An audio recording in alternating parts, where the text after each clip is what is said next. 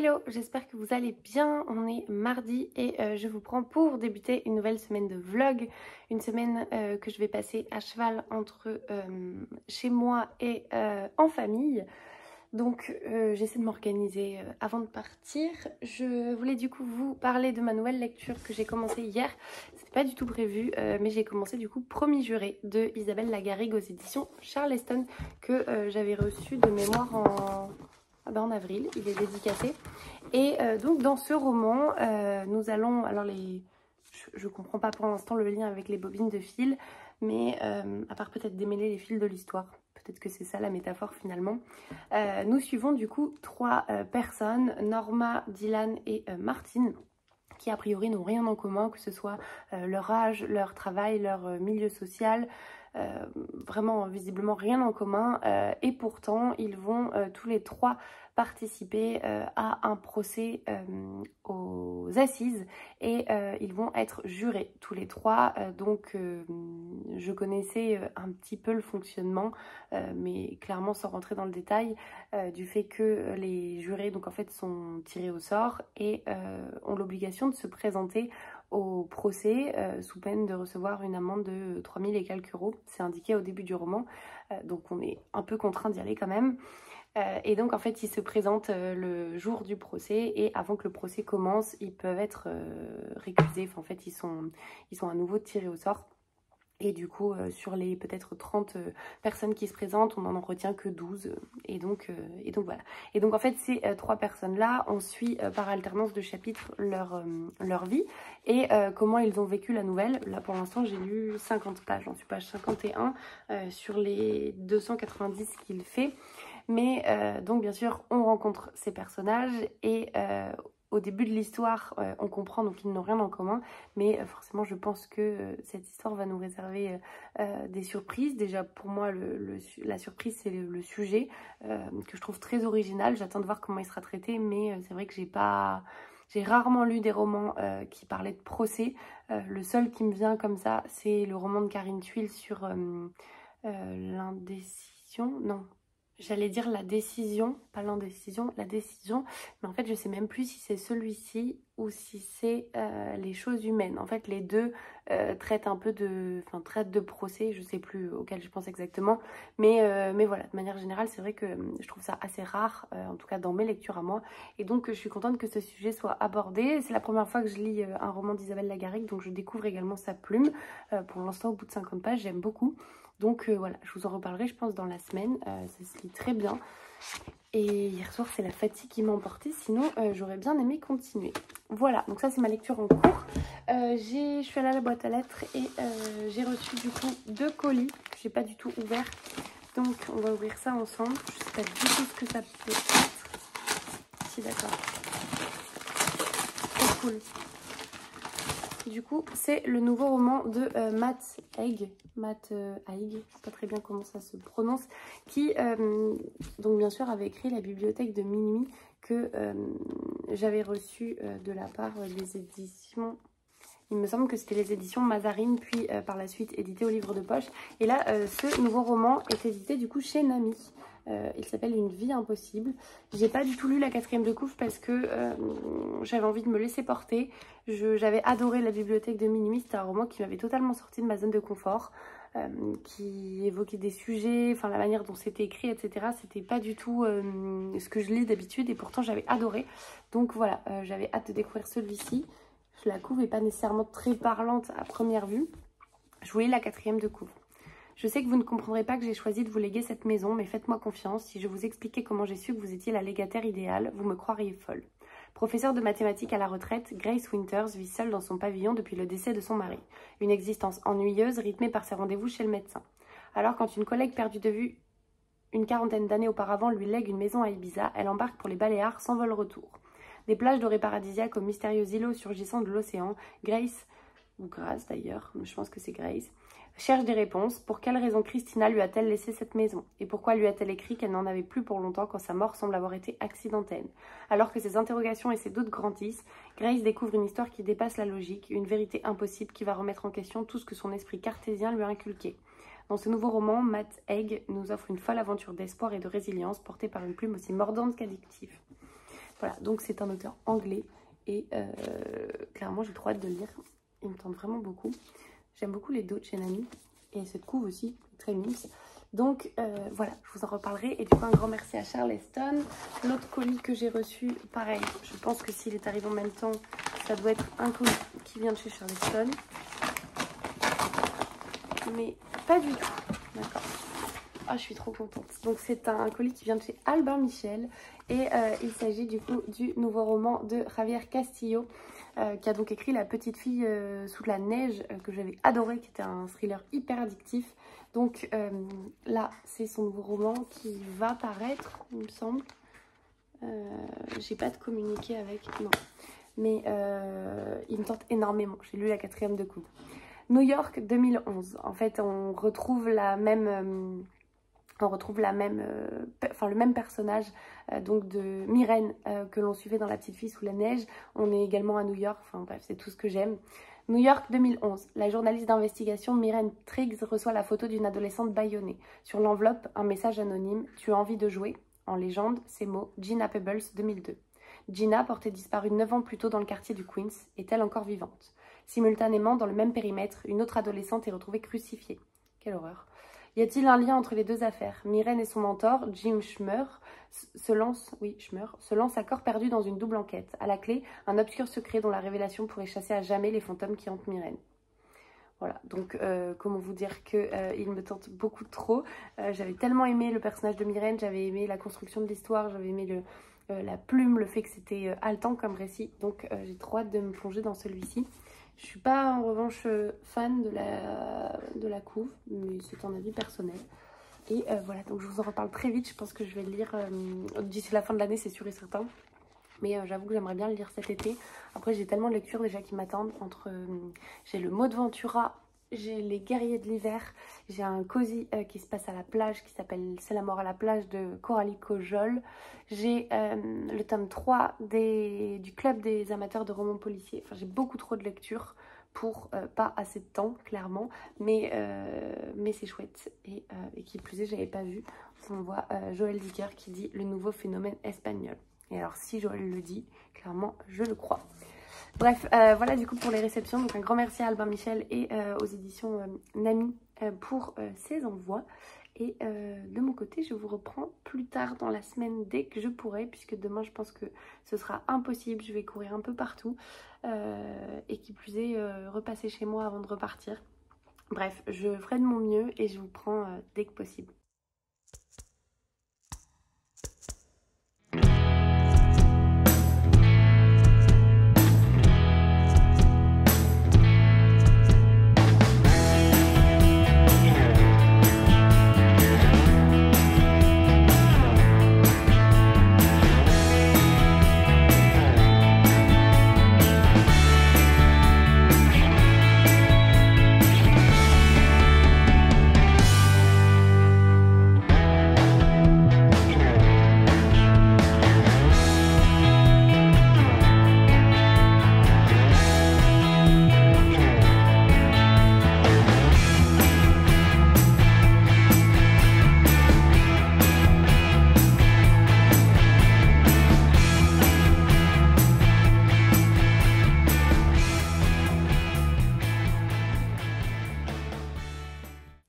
J'espère que vous allez bien.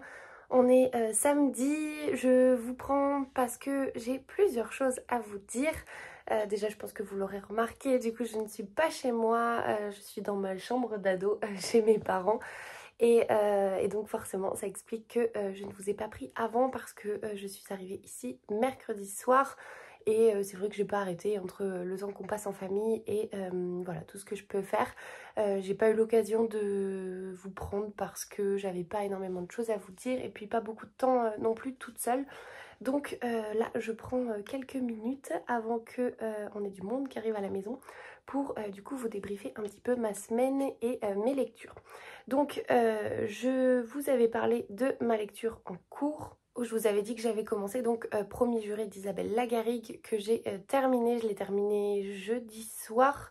je dirais, oui c'est ça, jeudi soir et j'ai énormément aimé cette lecture. Là je ne l'ai pas avec moi parce qu'il est dans une autre pièce, mais ça a été une très belle surprise. J'ai adoré du coup découvrir la plume d'Isabelle Lagarrigue, découvrir des personnages. C'est une histoire qui m'a pas sortie de ma zone de confort, mais c'est une histoire que j'ai trouvée très touchante. J'ai trouvé que l'angle qui avait été pris était très intéressant, puisqu'en fait on a, comme je vous l'ai expliqué, en toile de fond un procès aux assises où on va suivre une femme qui est donc accusée du meurtre de son patron.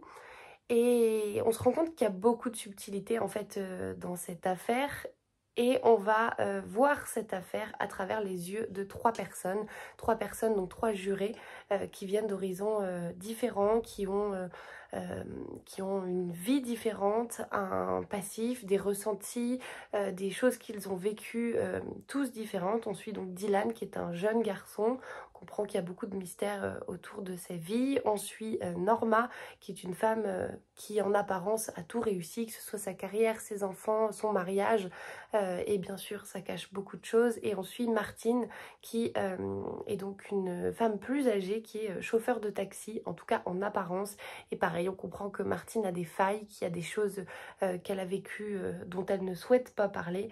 Et en fait on va à travers ces trois personnages vivre ce procès et ce que ça ravive en eux. Et je trouve que voilà, l'angle est très très très intéressant. Je vous en dis pas énormément parce que c'est un roman qui est assez court et qui se dévore. Clairement, je pense que je l'ai lu en 3 jours. Il doit faire 300 pages, quelque chose comme ça. Et en fait, on a une plume qui est très touchante. On a des personnages qui, bien sûr, sont plus attachants certains que d'autres, mais auxquels on s'attache quand même, peu importe leur trait de caractère. On se pose des questions aussi, c'est un roman qui fait réfléchir sur la place du travail dans notre société, sur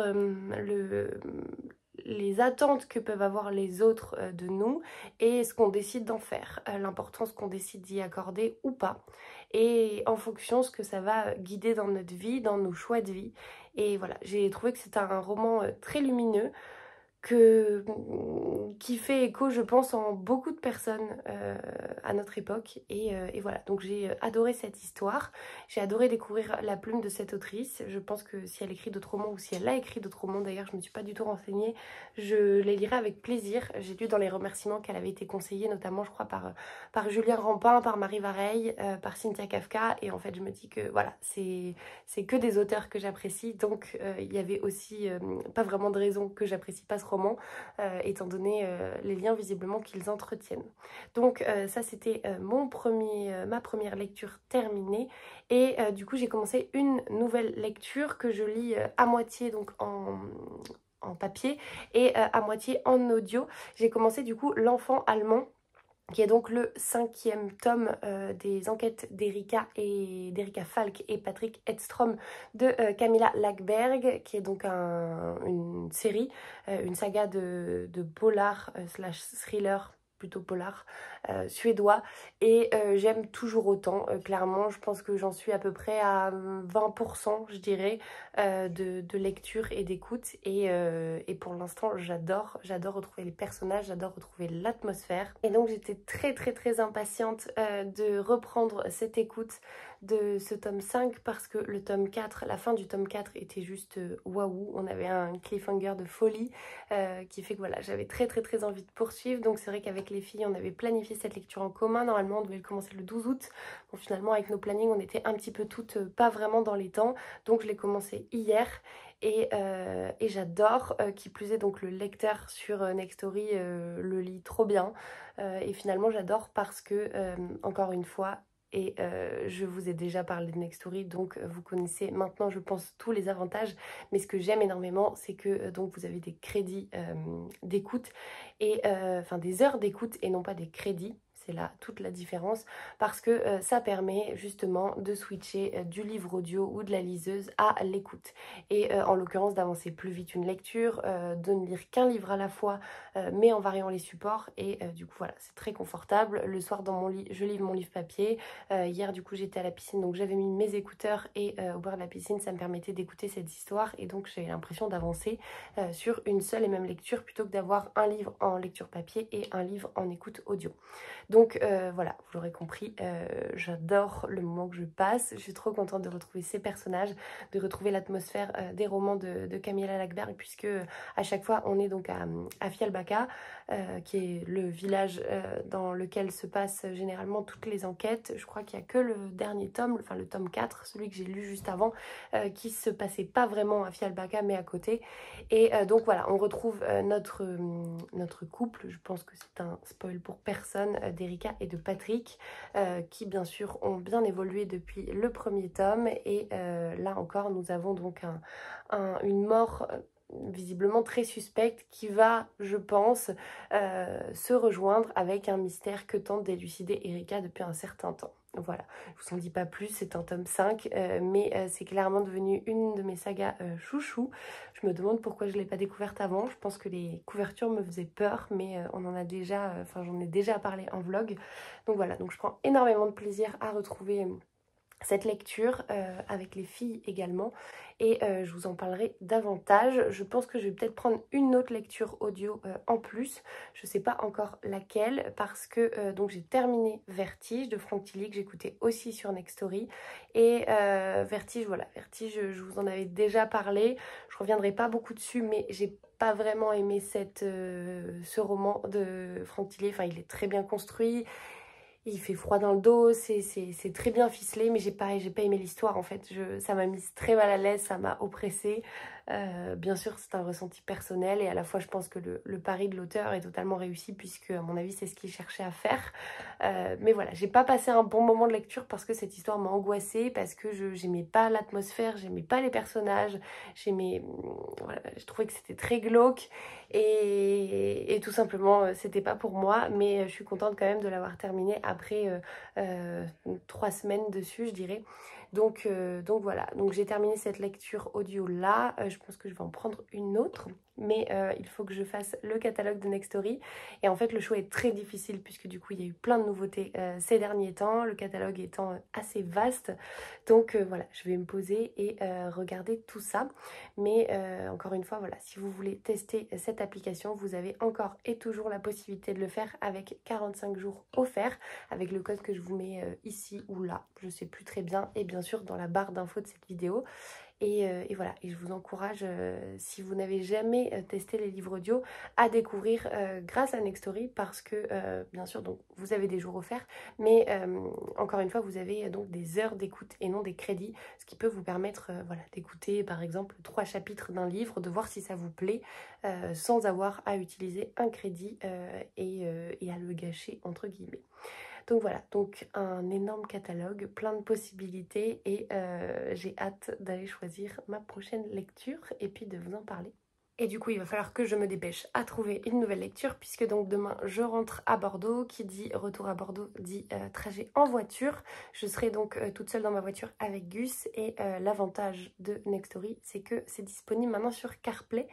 Et donc vous pouvez l'écouter en voiture, et en l'occurrence moi pour faire 1h20 d'autoroute, je préfère écouter des livres audio que la musique ou la radio, parce que ça m'apaise en fait tout simplement. Et généralement Gus n'aimant pas du tout les trajets en voiture, il miaule un peu, donc je me dis que ce sera peut-être plus sympa pour ses oreilles aussi de lui faire écouter un livre audio malgré lui, plutôt que de la musique un peu forte. Voilà, donc vous saurez très vite quelle lecture j'ai choisie. En tout cas, je suis toujours donc dans L'Enfant allemand, qui va être ma lecture de l'après-midi là, je pense. Il est 17 h au moment où je vous prends. J'ai déjà plutôt bien avancé, et en attendant que nos invités arrivent, je pense que je vais me poser et écouter ma lecture en faisant pourquoi pas d'autres choses, et en aidant notamment ma mère, mes parents, à préparer tout ce qu'il faut préparer. Voilà, donc je vous dis à plus tard, et notamment à demain pour conclure ce vlog. Hello, on est dimanche, et je vous prends du coup très rapidement pour clôturer cette semaine de vlog. Parce que ce matin je me suis levée très tard, j'ai fait une grande grasse matinée, et là c'est un petit peu la course avant de rentrer à Bordeaux. Donc voilà, donc je prends pas le temps de vous parler de mes lectures. Tout ce que je peux vous dire, c'est que j'ai bien avancé hier soir dans L'Enfant allemand, donc le tome 5 de Camilla Läckberg, que j'aime toujours autant cette histoire, mais je pense qu'il n'y a pas trop de suspense à ce sujet là. Donc voilà, donc je vous en reparle mieux bien sûr dans le prochain vlog. Et en attendant, comme toujours, je vous souhaite une très belle semaine, de très belles lectures, de très belles découvertes. découverte et je vous dis à la prochaine.